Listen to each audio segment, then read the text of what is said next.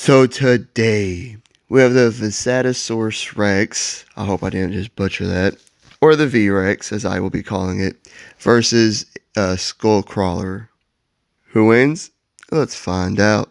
So before we get started, let it be clear that I'm using a juvenile Skullcrawler, a little baby, to make it more fair. Because if I use the Skull Devil, well, guys, it's just not fair. So now I got that out of the way, let's go on to size. And before I get into size, I need to let y'all know everything that I researched about these two animals.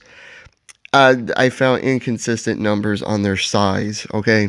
Or even some completely outlandish numbers, like the Skullcrawler weighing 40 tons. No, sir. Um, so I estimated my own numbers based off similar sized dinosaurs from the Jurassic World franchise, like the Indominus and the Rexy. So here's what I think the size of these two animals are. Both of them are very big, obviously. The V-Rex stood roughly 23 feet tall, weighed 8 to 10 tons, and was over 40 feet long.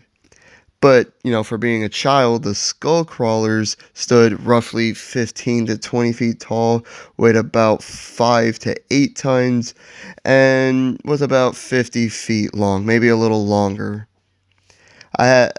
So yeah, I'd say the V-Rex is a little taller and heavier, while the skull crawler is longer. Give or take, I estimated my numbers. So yeah. Now moving on to physicality. The young skull crawlers we saw in Kong Skull Island were very strong. One of them easily sent the guy just hurling several meters and busted through an adult Triceratops skeleton, completely shattering it. Um, they could also easily overpower and kill Skur Buffalo, a buffalo-like creature that's of similar size to the skull crawlers. They were very tough as they were bulletproof, even to a turret fire. One endured being shot in the eye with a flare gun, and another one was unfazed after being engulfed in flames by a flamethrower. And while they don't have any real feats, skull crawlers in general are just very fast and agile, and can turn on a dime while running at full speed and maintain that full speed. But while we don't see much of the V-Rexes in the 2005 King Kong movie, we know these guys were very strong, tough, and fast, because we know they're bigger than the T-Rex. They were able to match Kong's strength, and even take down massive prey like Malamagus, a really big hippo thing, Photon, a bulky lizard crocodilian looking dude, and Ligocristus, an iguanodon hydrosaur looking dinosaur. They could take those down easily by themselves. Their massive jaws can exert astounding pressure, shattering the bones of even the largest and toughest of prey to expose the rich marrow that less robust predators are unable to reach. Their hide were very thick and tough, to the point that all guns from the 30s, as well as spears and arrows, were unable to pierce through it. They could take several punches for Kong, as well as his grapples and throws. They could even get back up after falling from great heights. And they were fast enough to run 25 miles per hour for an extended period of time without tiring. They're also agile enough to actually pounce onto large prey, like a raptor or something. So I'd say raw strength is pretty even. However, the V-Rex's bite is significantly stronger. Both of them are very durable, but it's almost as if the skull crawler just didn't feel pain. Like its pain tolerance and endurance was just off the charts and just didn't really feel pain. It was also faster and more agile than the V-Rex too. Now, the V-Rex has all the same quote-unquote weapons as the T-Rex did. A big, strong head, legs, and tail, as well as its main weapon, its bite. Its mouth was full of very large, strong teeth, powered by an immensely strong jaw, designed for crushing bone and one-shotting prey, or at least doing severe damage to it.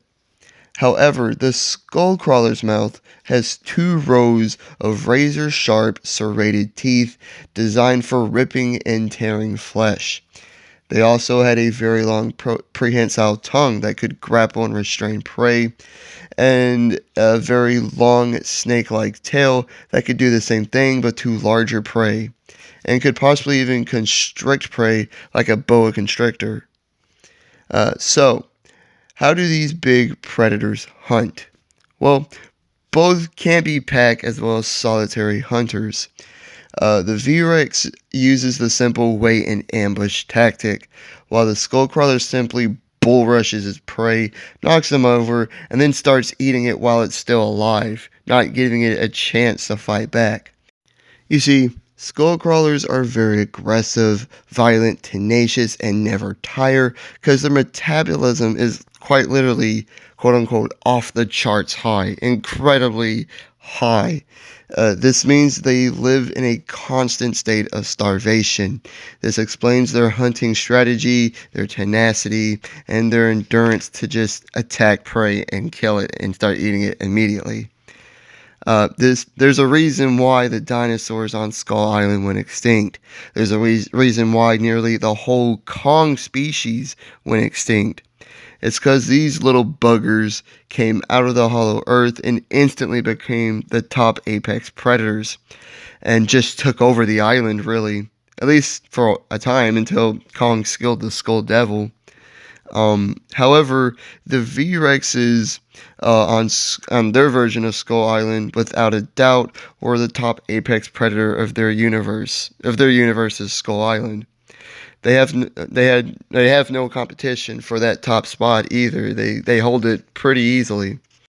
They were described to be what the T-Rex could have become if it were allowed to evolve in a much more primitive way. The V-Rexes are basically T-Rexes. They're just better in every way. Size, power, intelligence, everything is better about the V-Rex compared to their ancestor, the T-Rex. So, who wins? Well, both are used to hunting and killing similar sized prey as each other, and both are the apex predators of their own respective versions of Skull Island.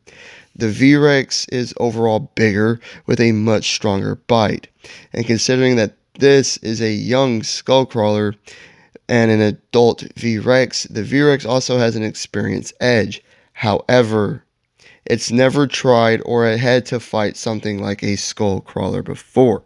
This guy is fast, agile, starving, tenacious, aggressive, has more versatile tail, and its prehensile tongue seems to not feel pain, and is simply more equipped to kill something like a V-Rex than vice versa.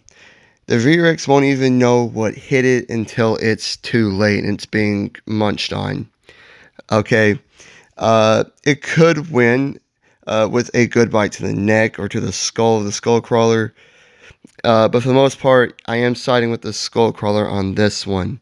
For a couple of reasons. One, for the reason that I just said, but also because the Kong that the V-Rexes had to live with was more than 4 times smaller than the Kong that the Skullcrawlers had to live with during the 2017 movie.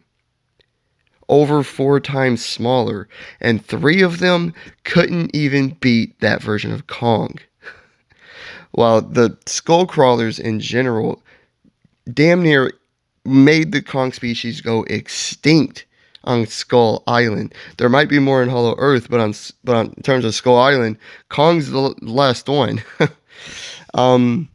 Yeah, like I said, the V-Rex could win, but the Skullcrawlers literally made the dinosaurs on their Skull Island go extinct. The V-Rex is just a dinosaur. Don't see why it would be any different in this scenario. I know V-Rexes, for as far as I know, V-Rexes didn't survive or didn't live on the Skull Island that the Skullcrawlers lived on. but I don't think it would be any different from a Skullcrawler versus a T-Rex, really. So yeah, I'm siding with the Skullcrawler on this one. Skullcrawler wins. Like and subscribe if you did enjoy. Leave a comment of what you thought and hit the notification bell to be notified of all my future videos and all the great stuff. I truly do appreciate it. And I'll catch you guys on the next one. Peace.